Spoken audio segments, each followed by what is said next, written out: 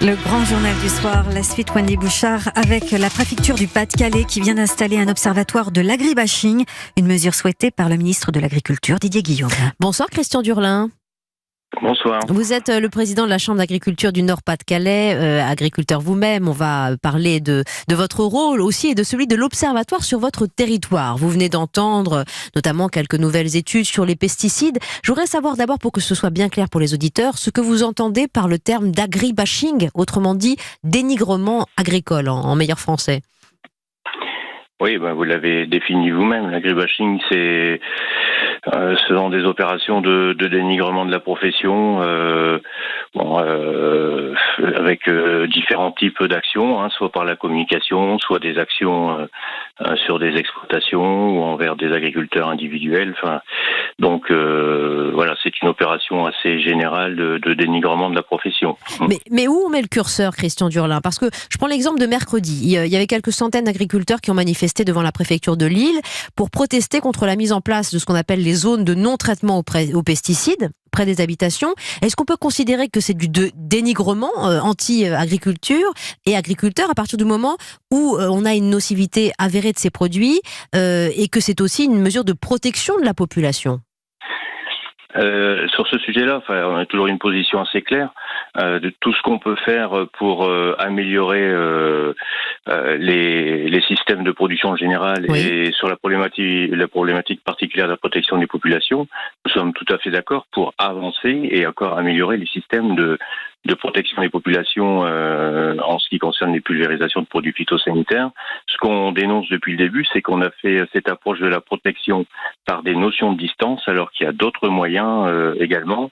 Et ce que l'on voulait, c'est qu'on puisse laisser le choix pour les agriculteurs, soit de choisir des techniques qui améliorent encore la pulvérisation, qui réduisent la dérive, et donc qui pourraient se situer à des distances. La distance par elle-même ne veut rien dire. Vous voyez bien que de toute façon, elle ne convient à personne. On a des solutions techniques pour améliorer la pulvérisation.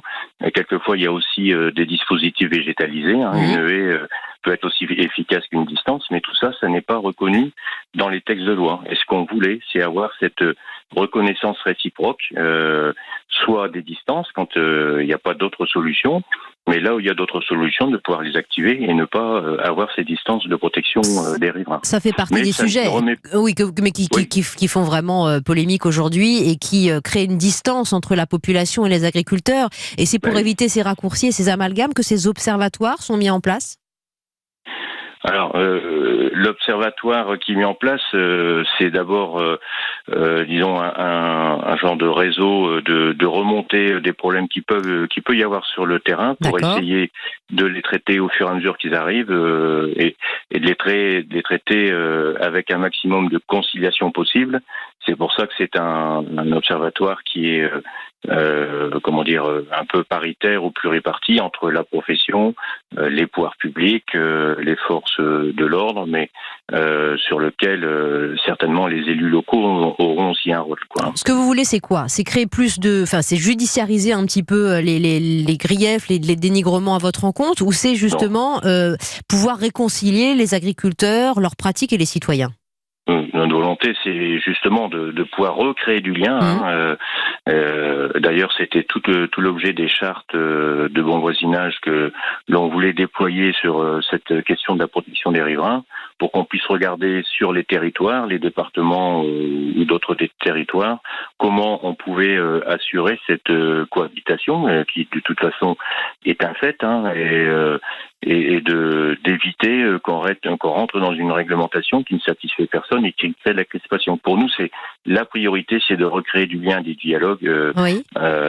Cette situation-là, elle est pas normale, Les agriculteurs sont des acteurs de territoire. Ils vivent dans leur village. Ils ont une activité qui est à l'extérieur, qui est visible, qui concerne aussi la population. Ça doit pouvoir se faire dans un climat apaisé. Bien sûr, ce sont eux qui nous nourrissent et ils sont au centre du système. Christian Durlin, vous êtes président de la Chambre d'agriculture du Nord-Pas-de-Calais.